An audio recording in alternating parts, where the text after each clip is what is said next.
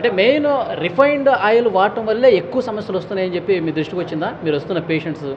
కొన్ని ఇన్ఫ్లమేటరీ ఉంటాయి sir. Long టర్మ్గా refined oils వాడడం మంచిది కాదు. అంటే అది మీరు రిఫైన్డ్ ఆయిల్ అనేది ఎలా తయారవుతుంది, దాని తయారీ గురించి ఎవరైనా స్మార్ట్ ఫోన్స్ ఉన్నాయి అందరి దగ్గర, వాళ్ళు ఒకసారి చెక్ చేస్తే దానిలో ఉంటుంది.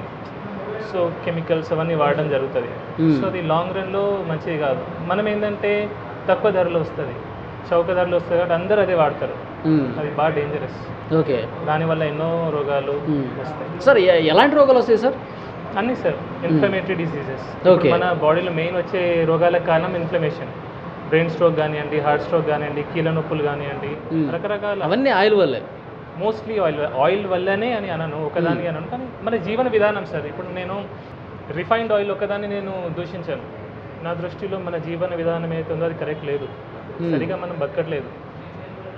పాతకాలంలో ఎట్లుండే సార్, మనం ఏం తినేది, ఇప్పుడు అంతా మోడర్నైజ్ అయ్యేసరికి మనం ఫారెన్ నుంచి తెచ్చుకున్న అలవాట్లే ఇవన్నీ.